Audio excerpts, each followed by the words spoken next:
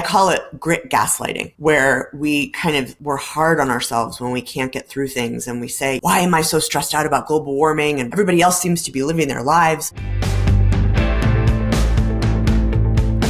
You're listening to the Elevate podcast, and I'm your host, Robert Glazer. Join me as I talk to world-class performers about how they build their capacity and reach greater heights in leadership, business, and life, and how you can do the same.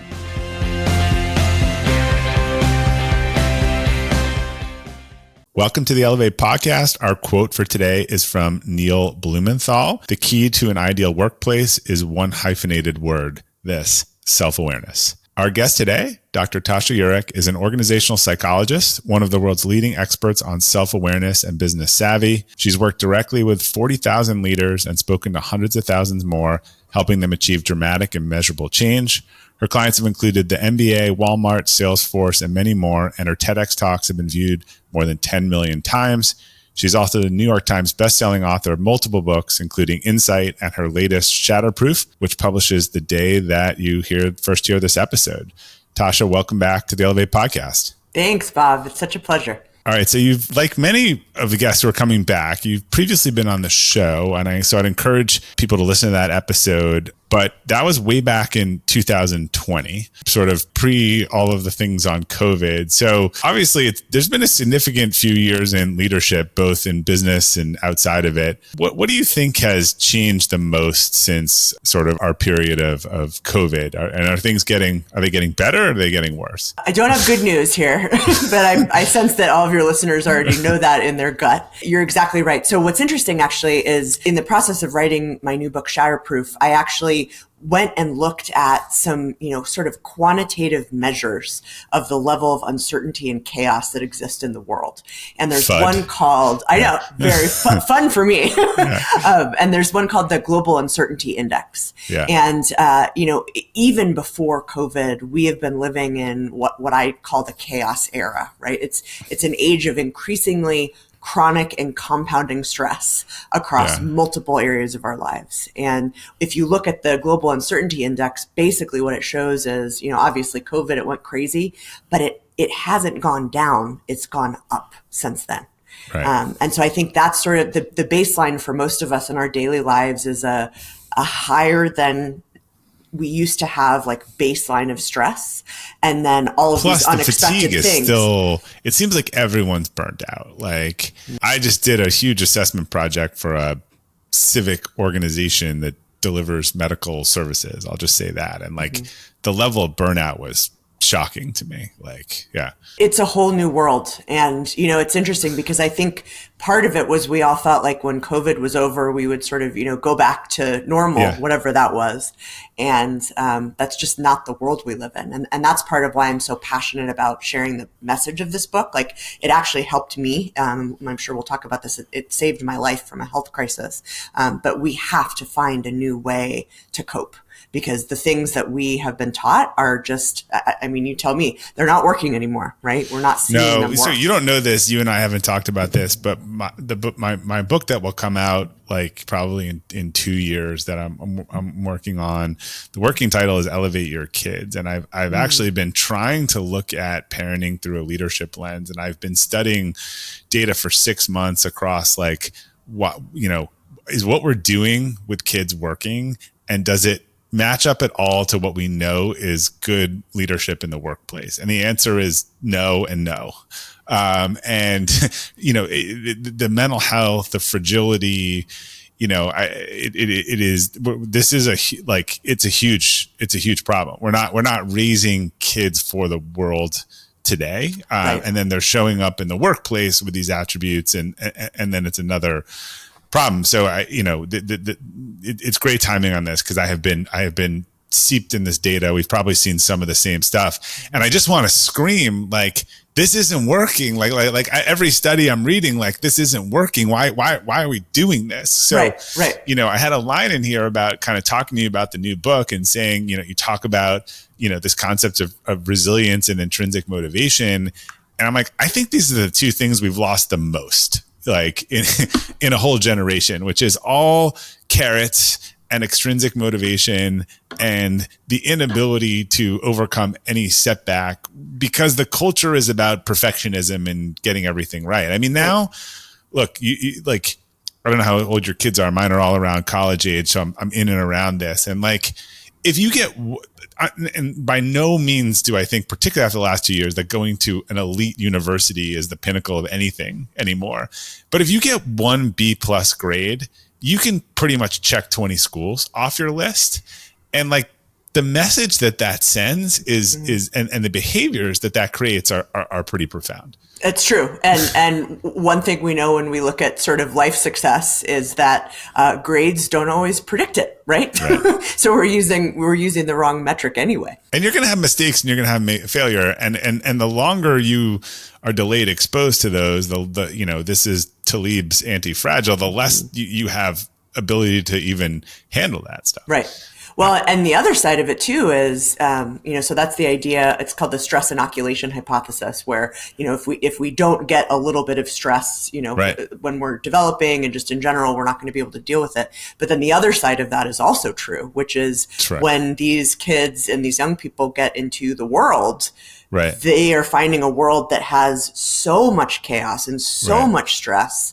Not only did they not sort of develop those skills, but this is sort of why we're all exhausted. Is it's this repeated, crisis after crisis, headline after headline.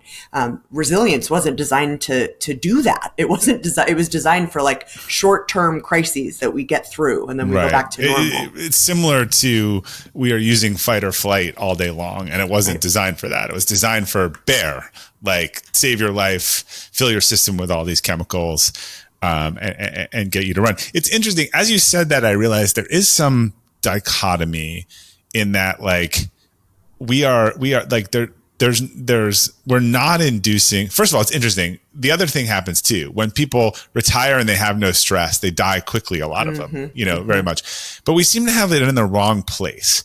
Like, we have no stress in these kind of emotional social situations that we allow people to have. And then we just induce stress in all these academic, like, performative situations. And we self-induce stress. I don't know about you, but I'm an amazing master of self-inducing stress.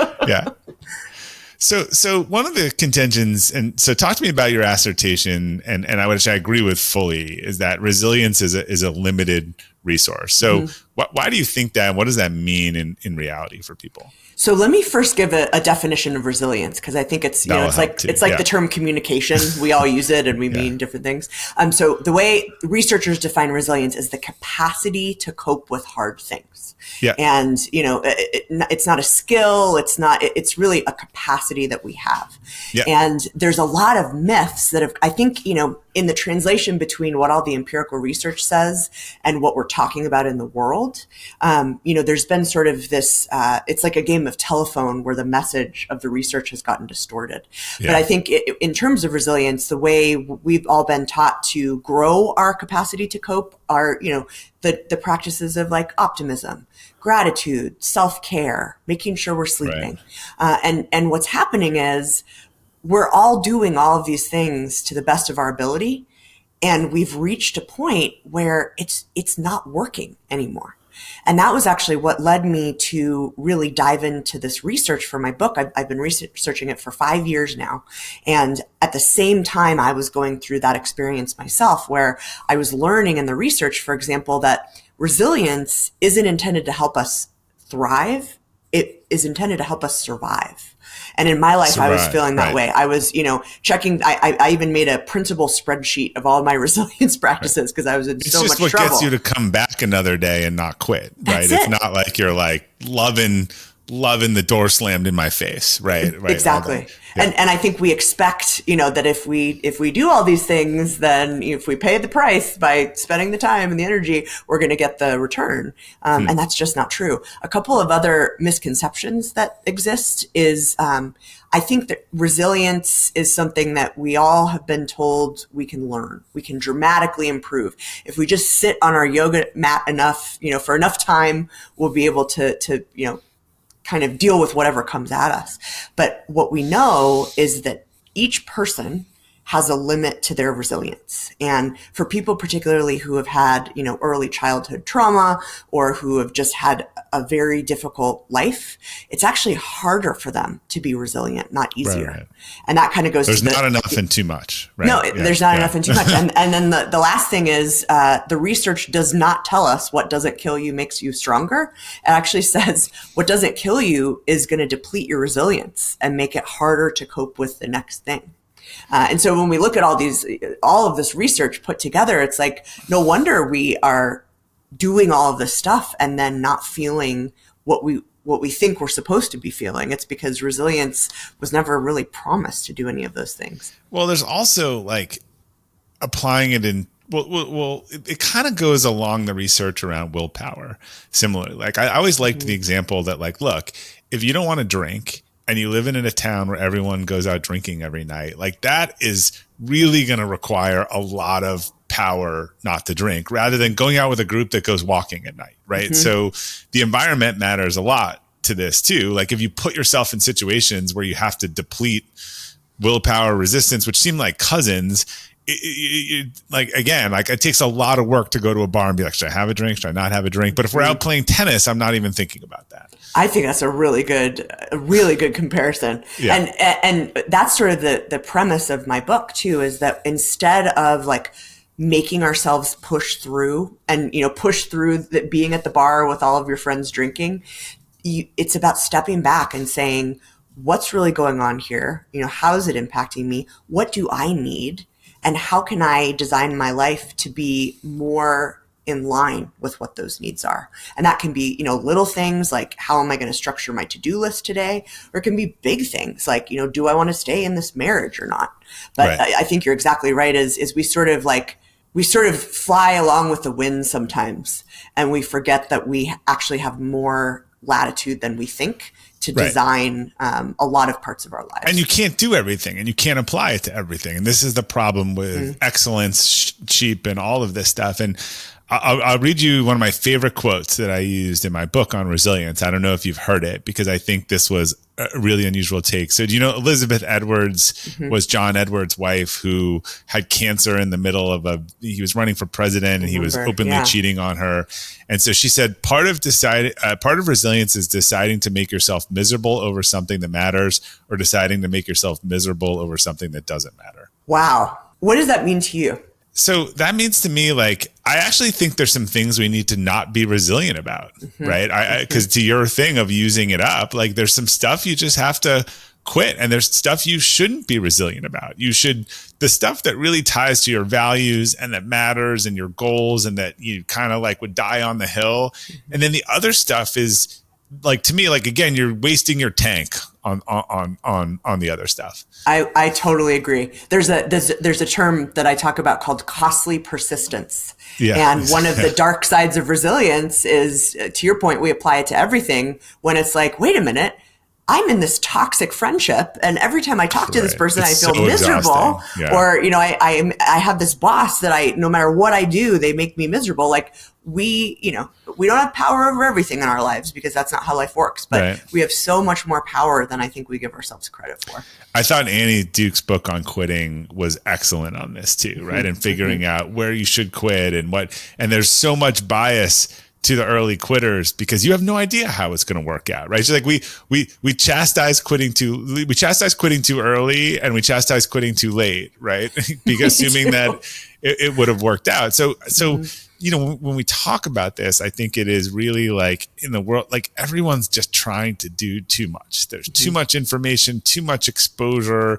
If you want to get into school, you got to do all these activities. They're just wasting their gas on stuff that doesn't matter. And then it's like, no wonder we're all so exhausted because that plus the increasing, world of chaos that we live in equals nothing good, right? At the end of the day. Let's talk about the world of chaos because I was in a debate with an unnamed person the other day who's talking about the gloom and doom and the world falling in and politics and all this stuff. And I was like, if you just turned off the news, you wouldn't feel any of this. Your neighborhood isn't on fire. Stuff isn't happening. Like if you walked outside, you wouldn't even know who's president if you talked to someone or otherwise. And like there is a real thing around the locus of control on this. And the news seems to be the thing that just, if you want to deplete your gas tank, like turn whatever your poison is, you can turn on Fox or MSNBC. I don't think it matters, but man, that's going to really, it's going to wear you down. Agreed. And that's one of the examples, I think, of something that we can control and something that isn't a given. You know, it's funny, long story, but speaking of the world of constant chaos, in January, my beloved condo was flooded by the condo above me. And I'm living here in this rented place through probably the fall. And oh my goodness, I just completely lost my train of thought. What were we talking about? I just got sad. I think I thought about it and I got sad. Yeah, you blocked it out. Yeah. I blocked it out. It's the locus of control. Sorry. Yeah. And here I don't have a TV in like kind of the area where I get ready, and so I just haven't been watching the news. Yeah, and you think the world's so much better. I feel like a completely different person, right? I know it's there, and my life is definitely chaotic in all of the other ways. But it was sort of like, it was interesting that it took something that I didn't even decide to do to show me how much better even just my mornings could be.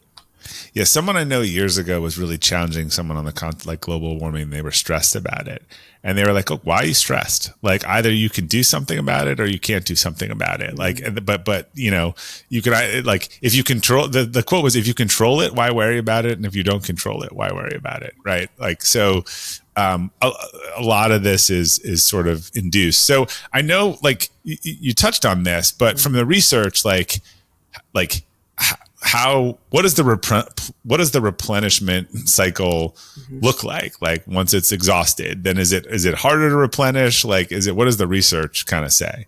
Yeah, I do want to go back to the point you just made, though, because I think there's another nuance to this, which is I call it grit gaslighting. Yeah. Where we kind of like, we're hard on ourselves when we can't get through things. And we say, you know, why am I so stressed out about global warming and why everybody else seems to be living their lives? And actually one of the first step of the 4-step framework that I talk about in Shatterproof to learn to thrive in this world is to pay attention to our pain. And, you know, not in a appreciative way, but to, instead of pushing through those feelings, to be like, wait a minute, okay, what's this about? What's going on here? You know, what are the patterns that I can find? And so maybe we can go into that. But I think there's another side of this where we force ourselves to push through things emotionally that there's a bunch of research on this, as you probably know, that there's a long-term cost to it. Well, someone said, we were talking about values in a group earlier this week, and someone said something really profound, and they were like, look, there's understanding your values and what you care about, and then there's understanding like which battles, and this gets to the global, like which battles it's worth bringing it to and it's not. Like you cannot boil the ocean. Like let's say you believe in truth, right, and whatever, like there's a couple core truth or liars, but if you tried to spend your whole life disproving every like you'd exhaust yourself. So it's the same thing. Like I think everyone has to have a charitable philosophy, because there's more amazing charities, and but just say, look, I am so sorry, but like we focus on pediatric illnesses, you know, as a family, and there's all kinds of worthwhile, and it's amazing, but this way, like I know how to look at these, I know how to assess them, and actually I get stressed being asked to compare every charity in the world to every charity in the world. So it is this sort of global information thing that we have. It's like sometimes you need to bring it back to your local community level, and not, again, I have very strong values, but I thought it was an interesting point. If I tried to fight every battle in the world that was against those, I'd be dead in 5 years. You can't do it. You just, and I think like as the world gets more chaotic, the onus is on us to get more focused and more in tune with what's going on in terms of how we're reacting to it. Right. So yeah, I totally agree. But anyway, what is that bringing out from me? Like, why am I overreacting to this? Like, why does this make me really upset? Yeah. What triggers in my environment are causing this? And what about those triggers? You know, what can those triggers tell me about my reactions? But sorry, and I didn't want to shortchange your great question earlier, which was sort of what happens when we get to that point where our coping just isn't working anymore. And I came up with a term for this. largely because I had experienced it myself recently in this research program, but also because in our interviews and in our quantitative research, we just kept finding over and over again that people's resilience didn't necessarily predict how well they were managing things. And the term I came up with is the resilient ceiling.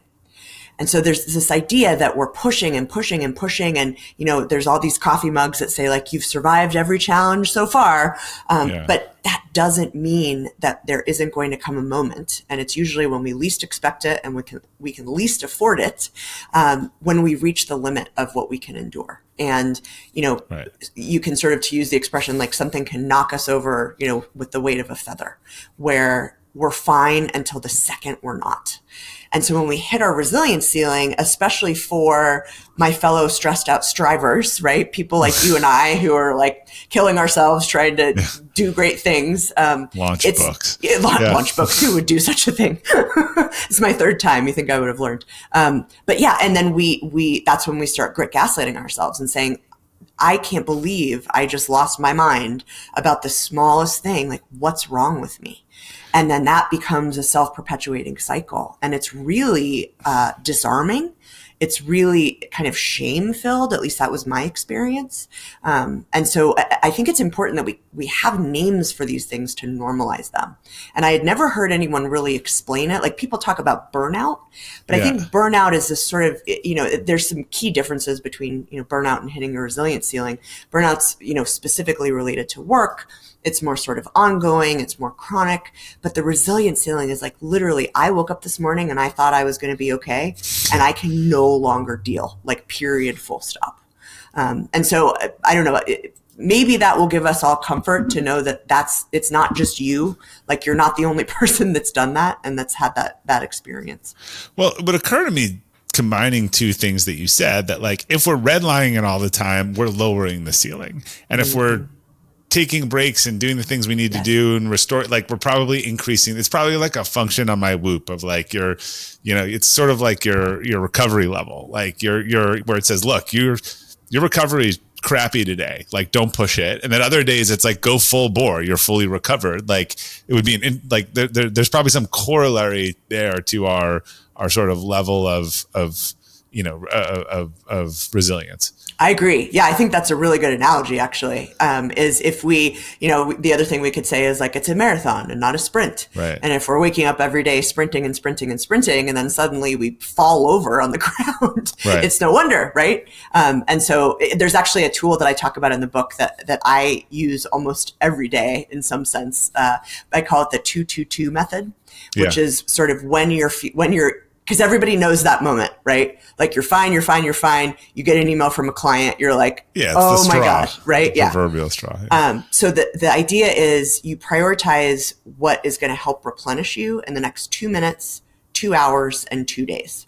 So 2 minutes is immediate relief, like deep breathing. A primal scream, going outside, letting the sun hit your face for 2 minutes. 2 hours is more kind of short-term psychological first aid. So maybe you go to the gym, maybe you call friends, maybe you decide to leave work early that day. And then 2 days, what's really interesting about this is, I think all of our fellow stressed out strivers, we like to try to jump in and immediately solve the thing at the moment we're hitting our resilience ceiling. But that's probably not the best idea, right? Walk away, increase the ceiling, right? That's the better strategy. Walk away, put a boundary around, agonizing, worrying, stressing. And if you can afford to, say, I will come back to this in 48 hours. And usually by that time, when I use this tool, I'm like, oh, okay, I have a different framing, I have a different perspective, because our brains, knock this stuff around anyway without us thinking. You're connecting a lot of dots for me. I think there's some, Dan Pink wrote this book, in Time. And one of the things that I talk about a lot in one of my keynotes is just that, what you'll do for your life if you turn off the phone an hour and a half before bed, right? And just don't look at it. And as someone who's been in client service for 20 years, it's because you get some bad news email at 10:30 at night. You're tired, you want to go to bed, and then you're like writing the response in your dream. Just seeing it brings you down. And your capacity is just lower then, right? It's like it's 10 o'clock at night, your resistance is low, you're tired. So even just exposing yourself to this stuff, it doesn't do, like, it's not going anywhere. You never lost out on a $10 million inheritance, from 10 p.m. to 8 a.m. in the morning. Right, exactly. Yeah, I've noticed that. It's funny. On the other side of it too, I've started checking my email like when I wake up. Yeah. And I didn't do that. I had the luxury of not doing that when I wasn't promoting a book. But now it's like, the Today Show wants you to be on late. So I just have been doing that. Yeah. And I've noticed my baseline level of stress has increased at the beginning of the day. And I don't think I would have put that together if I hadn't heard you say that. But I think there's sort of, at the beginning and the end of the day, maybe those are the sacred times. You're not doing the miracle morning. No, I'm doing the miserable morning. But you should work with Hal. Maybe he'll write a new book on that. There we go. Yeah. He's got a whole successor series. So you also said something about interesting, I think, like harnessing it for going forward rather than bouncing back. Mm-hmm. And that's the heart of this book, is whether or not we enjoy hard moments, they present us with a really unique opportunity to build a better life. Yeah. And, that's in big and small ways.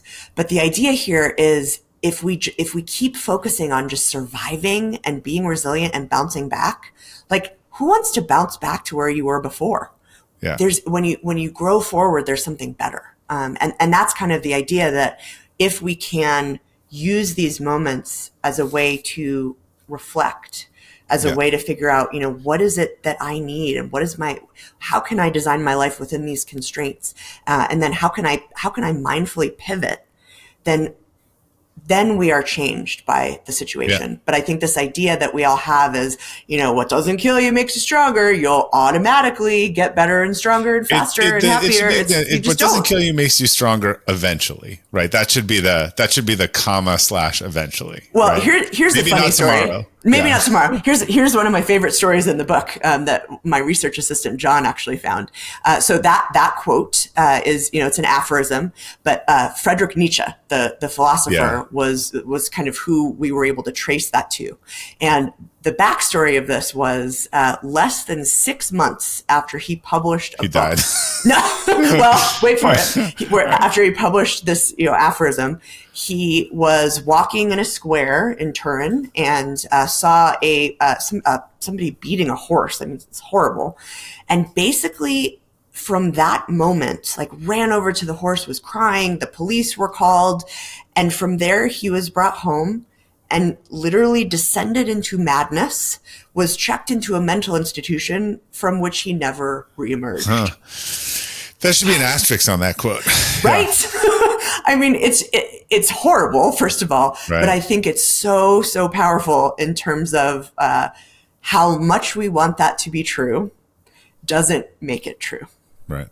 But again, we can grow through these things. We just can't sit back and try to wake up every day and keep pushing through and expect that that's going to happen. The good news is it's actually, the framework is pretty simple to get there, but we have to proactively do something. We have to think about like proactive transformation. I want to go back to something we talked about earlier, and this is so the method of parenting today. I've coined it POP, so permissive and permissive and over functioning at the same time. Oh, that's good. Which is a toxic cocktail. But one of the biggest things, like, we have destroyed intrinsic motivation. Like, it is chase this thing. I sucked at sports as a kid, so I'm putting you in all these, sports programs. You got to get all these, like, in every class. It's like very hard to figure out like what you like and what you enjoy. And that's the thing, like, you're actually going to do all the hard work on. Right. And this is why valedictorians underperform, because they're performative. They do well on everything. And, I promise you, some of the best people in the world, if they were in arts, they didn't care about chemistry and science, and vice versa. Like, it's hard to be good at everything. So I just feel like we've totally destroyed it. And you talk about this concept, mustivation. So am I pronouncing that correctly? Yeah. Yes. That's a very, very technical word that I came up with. Mustivation. It's doing things because we have to and not because we want to. And when we do that, it thwarts our 3 biologically programmed human needs that create intrinsic motivation. And that is feeling confident in what we're doing, right? Like I'm doing well and I'm getting better. Number 2 is choice, like having a sense of authenticity and agency. And then 3 is connection, which is feeling, belonging and kind of mutually supportive relationships. Anytime we're doing something that is not who we are, that, is an obligation. And not to say that we always have control over that, right? But when we choose there's some to things do those you got to things, do. I mean, this goes way too far in society. Like some things you just got to do. Like you got to suck it up. You got to do it, right? In class for exactly. a half hour, and not jump off the desk in a Tarzan swing, right? Yeah. But let's keep this example going, right? Of a high school student that wants to get into a really good college, who maybe takes on an extracurricular that they hate, but that is going to look good on their resume or their application. And so I think that's another example of, if we just stopped and said, okay, to your point, we have things we have to do out of motivation, but what are those things that I'm freely choosing because I'm not thinking? But we should limit those. We should limit those to what's absolutely. Look, you see this there's incredible burnout. Like I live in a soccer state in a soccer town. And these kids are doing these club and academy programs 5-6 days a week. Aside from all the repetitive injury stuff, then they're like quitting soccer at 7. Like all the joy is gone. And I remember Tim Ferriss saying, like, to really be great at something, you've got to love practice, right? The people who love, like Michael Phelps probably loved practicing swimming. It wasn't a chore because it wasn't something that told them we had to do.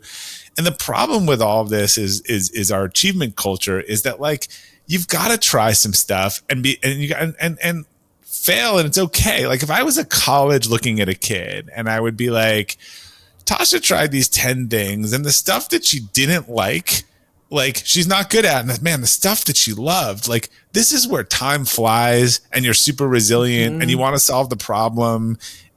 But we're so worried about the other stuff or the average rather than like, you got to do well on the stuff that you liked and did, not the stuff that you tried and didn't care about. And you just hit the nail on the head. That's the premise here, is when we focus on fulfilling those 3 needs, confidence, choice, and connection, it feeds our resilience. It helps us find joy. It sort of increases the size of our tank in terms of what we're able to cope with. So it's like, it's all the benefits of resilience plus all of the good things like peace, purpose, joy, meaning. Yeah. And we lose sight of it, I think. And it's really interesting because these 3 needs are literally, humans are hardwired. But our school systems are just not. No. I call these blow up schools. I do. I call these the 3 to thrive needs. And it's not this like self-serving, self-indulgent idea. Yeah. It's human beings are wired. If we don't, in the same way that if we don't have food and water, we become, that's all we can sort of focus on. If we don't have these needs met, there's this whole process that happens where we start to develop these shadow behaviors and goals and habits that don't help us achieve those needs. And then we get in the cycle, right? I think the example with young people today is really apt. And it takes, maybe this book will help some schools say, wait a minute, what are we pushing these? We are pushing these children to build lives that they will hate. To what? To get into Columbia? Like, does that look so great these days? Like, this is like, to then find out that there's no jobs because AI is doing all the stuff that you were told for the last 10 years that, was a perfect life. Like I like combining this with the sort of trying in the grid and the Angela Duckworth. So like, if we just said, look, you got to try something. And by the way, you're bad at it initially. So initially everything doesn't feel good when you first do it because you're bad, right? Unless your talent matches up right away. So you got to fight through it, finish the semester, finish the whatever. But if it's not your thing, then like you cut it and you move on. So you got to be kind of short-term gritty, but then like figure out the ones that you like and then And then that's the stuff you're going to double down on. And you're going to say, Mom, there's a big difference between, Mom, like, I want to do club soccer because like I like really want to be great at this. And mom or dad usually saying, hey, like if you don't start club soccer, you're going to be way behind your class peers at 7 years old, right? That is just a difference. One is extrinsic and one is intrinsic. That's it. That's it. And it really is that simple. Yeah. And I think we've all lost sight of that. And because this isn't this is what Montessori, information. This is the whole Montessori model, right? Yeah. Like find out what the kid likes and reinforce that. Exactly. And there's a reason that those kids are so happy and successful, right? It's designed around fulfilling their fundamental human needs. All right. So I know you said you have 4 frameworks, 24 tools, 12 assessments. We're not going to give people the book here, but give them a little sort of high level of what they can expect with it. Yeah. So, well, the first thing, I was sharing this before we started recording, but this is a Bob Glazer exclusive. Yes. This is the first time I've had the finished book in my hands. Should have had a glass cover. You should have seen if they could have done a glass cover. This was actually a surprisingly hard cover for us to come up with because we realized we couldn't be You can't do literal. paperback. It just wouldn't be, Right, exactly. That's a really good point. I will argue that with my publisher. I'm sure they'll love it. But so the book it really is designed around this idea of, instead of pushing through all the stuff that's hard, use it to find new ways to fulfill those 3 fundamental needs. And so I talk about the 4 steps of the Shatterproof roadmap, which are, it's really designed to be kind of, okay, I'm having a problem, I'm struggling with something, what do I need to do?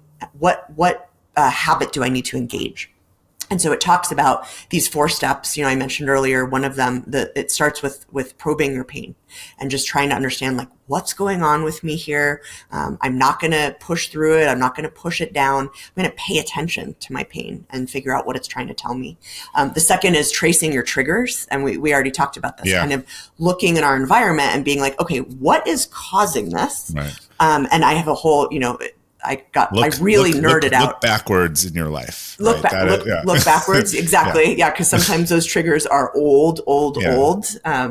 I tell a kind of a funny story about that with mine. And then, so once we've probed our pain, we've traced our triggers, we're like, okay, I've noticed that these couple of things consistently make me hit my resilience ceiling. And then you start to say, okay, when that happens, how can I spot my shadows, which is the 3rd step? How do I see how I'm unintentionally, through no fault of my own, as a human being reacting to my needs being thwarted? How am I getting in my own way?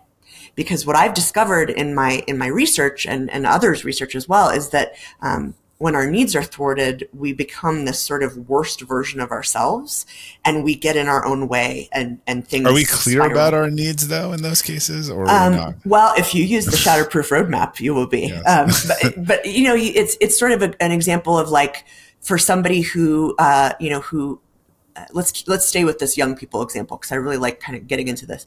A high school girl who is shunned by her social group, right? So her need for connection is being just destroyed. She might, as a response, not a conscious response, but as a response, decide she wants to get famous on social media, right? So it's like a poor substitute for connection. Yeah. But the difference is intrinsic versus extrinsic. So when we start to chase these extrinsic substitutes, that's what spotting your shadows is about saying, wait a minute. Okay, so I felt this way. This was happening in my environment. And I started to chase this. That's interesting. What would happen? And then the 4th thing is picking your pivots. What would it look like for me to actually find real connection? Like, okay, my friend group doesn't want to talk to me. Fine. Can I connect with a family member? Can I, get in touch with, like, a cousin that I haven't talked to that I really like? Like, how can I actually? I assume people with strong relationships are more resilient, right? The more isolated you are, the worse. So when our needs are met, our resilience ceiling increases exponentially. And that's the beauty of this, is if you follow the Shatterproof framework, you're developing a second skill set to resilience. But in doing that, you're also growing your resilience. So let me ask you this example, because so it happened in October after the election. So I think the Feldstone School in New York, if you heard of this, one of the more prestigious schools in the country, they declared 2 days before the election that after the election, They knew people were going to be super distraught. This is an elementary school. So you don't need to come to school the next day, and mental health counselors will be made available for you. Yeah, these are like the wealthiest, most resourced kids. Not for the parents, for the kids. For the kids. Yeah. So another school I heard about, it doesn't sound very shatterproof. And I don't know what it sounds like. My brain, that kind of broke my brain, but keep going. And look, a lot of people are like, you don't understand people. If preferred candidate loses, which I think was very clear what they meant, people are going to be traumatized and whatever. Another school, actually a private school in a different place, said, you know what? No classes the day after election. We know everyone's in a sort of fragile space, but you're coming to school, and we're actually going to set up some conversations, and we're going to talk about this, and we're sort of going to debate and discuss and respect that there's a lot of emotions going on, but we're going to like try to like, converse through that. Like what is your take on those two approaches and how they fit into your framework? I'm hesitant to officially weigh in on the first example because I don't have a background in education. I'm not an expert. Maybe there is research, and I think if it had been not a school of very, very privileged, yes, like the most privileged school. So I'm going to sort of like brush past that, but I like the second example a lot. Yeah. That is very shatterproof. It's saying like, instead of saying like, we're just don't come to school. It's saying, no, come to school, show up. We're going to probe our pain. We're going to trace our triggers. We're going to do this work. And what I think that is, and try to lower the bar and the temperature that's causing us a lot of this angst. So here's actually something I talk about in the book is, there's this whole notion of triggers and the word has become, started to mean something like different trauma. Than it's it started off as like I had a trauma and this is triggering me, and now it's somebody bumped into me in the grocery store and I feel triggered. Right, so it's a kind of big range. But in that second example, what I think you're sort of helping people do is not avoid triggers that they can sort of approach and deal with, because what we found in all the research on this is usually you can't avoid your triggers forever. And so, it's the same idea as like exposure therapy. So showing all up of these, and all of these schools have been, and colleges have been instituting stuff that goes all against the literature on cognitive behavioral therapy, which says, it like just, don't be exposed to it at all if it would bother you, which then creates, literally the data says it creates more trigger warnings to create more stigma in the educational setting, saying, hey, this is going to be a really upsetting thing to talk about. You actually go through the pain twice, I think. Mm-hmm. Absolutely. Yeah. Like a trigger warning, just saying that is about to happen is enough if somebody's really had a trauma to trigger that. Right. So it's, there's no great answer for that, in my opinion. It seems like, more engagement too around people, right? A lot of what's making us not resilient these days is people, right? People who we disagree with or otherwise, like, and so it seems like you could go in for a fight, or you could say, which I always like Tasha, like, tell me why you think that. Why do you believe that? Like, I'm curious. And I did that once with an old childhood friend with the complete opposite political beliefs of me. Yeah. And it ended with us hugging and crying and talking about how much we loved each other. It was so beautiful. I still really disagree with him. But he probably had a lived experience that was possibly a different perspective. Yeah, than exactly. Yours, right? Yeah. And at the end of the day, though, what were our values? Our values were the same. Yeah. And I don't want to minimize, the scale of political differences that we're all facing.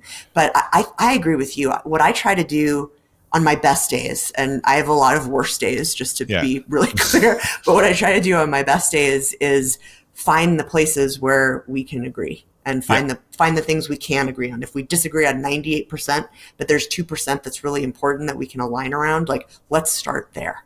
If we all did that a little bit more, I think things might be different. This is again, this isn't a political conversation, but you have to talk about this because this is the source of a lot of people's stress right now. Like right. it really and is. It's thwarting confidence, choice, and connection. Most connection, right? So I agree with you. I think most people would probably agree that we can't go on like this and it's not working. So maybe we start there with that agreement. So what do you do so I've heard a lot of people, they're burnout, right? They're burnout that's been a long 3 or 4 years. And one of the common things, I just need to change. Now, I actually think there's good change. Let's just say, look, I'm in the wrong field. I'm with the wrong people. I realize that. But the other people who just think that like the change is going to solve the burnout. And I'm always like, in fact, like a new job requires all new relationships. It's now the devil you don't know versus the devil you do know. And I'm just not sure that change will bring you everything you're hoping for. If it's not that you're saying anything's horrible about the current environment, but that you're just exhausted. So what do you do when the tank's just low and the resilience is low, and where I think a lot of people are feeling now? And there's not an obvious, like, I'm in this horrible situation, and if I change the situation, it will get better. So here, this is the rub, I think, is that we see two and only two options in this case, which is stay or go. Stay, and stay is waking up, gutting through, doing the same things, having the same experience, or like run away, right? Yeah. Or, and maybe we're running towards something, but we see that. Yeah. But there's a third option. And the third option is running this problem through the Shatterproof framework to say, are there things in this environment that I can proactively focus on that are going to make this experience better for me, even for the time being, right? Maybe the third option is, okay, no, I'm not going to be in this job forever. Yeah. But I also know, to your point, that if I jump to something, it might be worse and it might make me more burnt out. Right. Can I buy myself some time and energy staying where I am so that I can look after my own, kind of psychological first aid while I figure out what is that right thing? Right.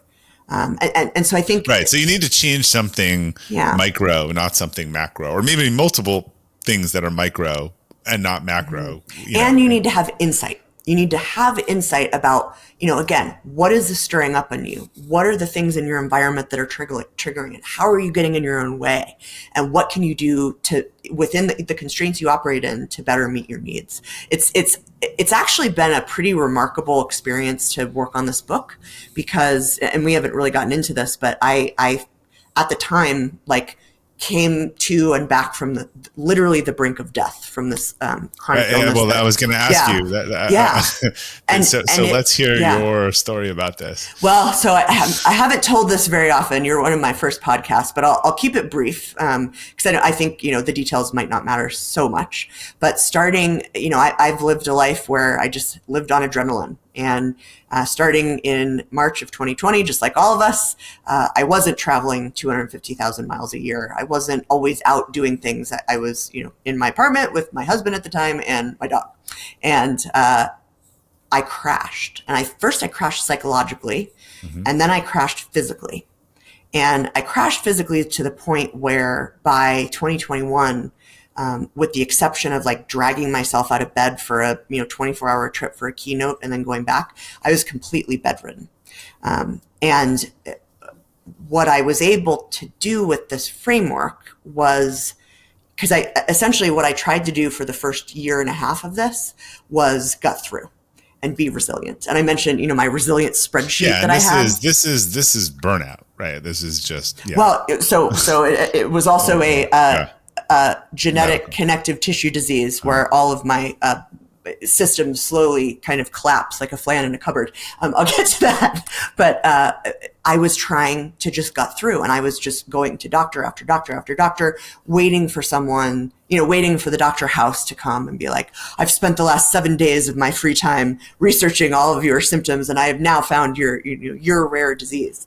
And what I discovered, it was literally in line and in the same journey as this research program that I was leading about, how do we bounce back from bad things, was learning the Shatterproof framework.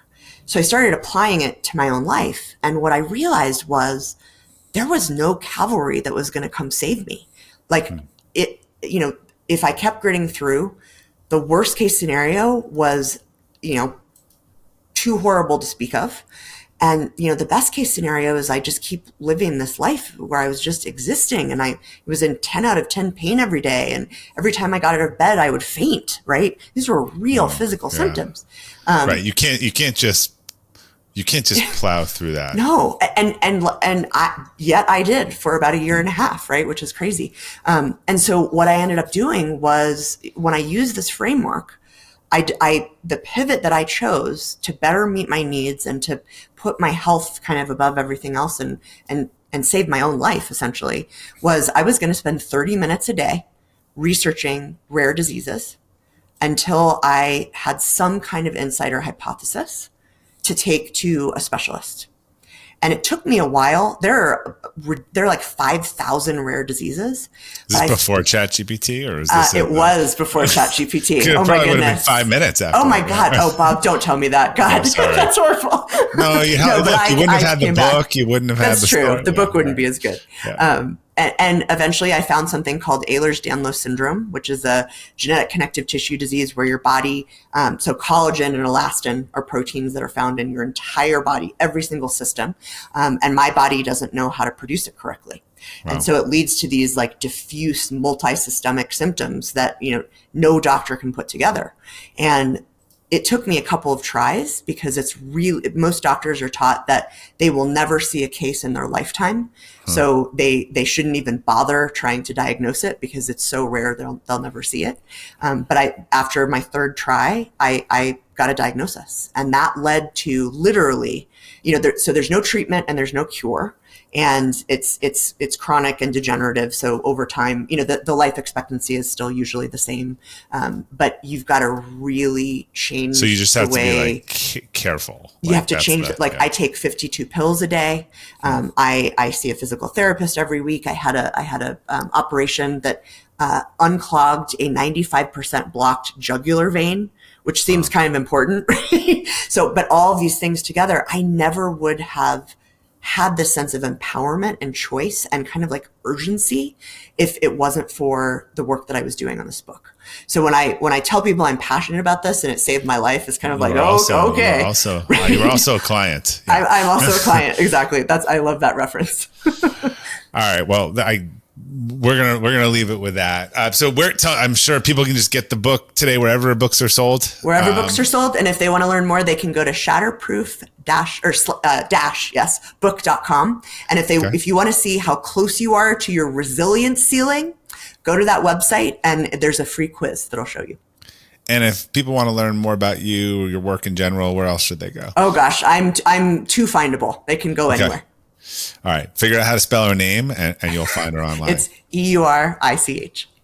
All right, Tasha, thanks for joining us, and congrats on Shatterproof. And I think it's something the world needs right now. Thank you, Bob. Always a pleasure. All right, to our listeners, thanks for tuning in to the Elevate podcast today. We'll include links to Tasha and her new book, Shatterproof, on the detailed episode page at robertglazer.com. If you enjoyed today's episode or you listened to the Elevate podcast, I'd really appreciate if you could leave us a rating or review. That's what helps more new users discover the show and our great guests like you heard today. If you're listening in Apple Podcasts, you just hit the library icon, click on Elevate, scroll down to the bottom, and leave a rating or review. Yes, you right now are listening. You can do that in a second. Doesn't cost you anything. Listen to the show, and I'd hugely appreciate it. So thank you again for your support. Until next time, keep elevating.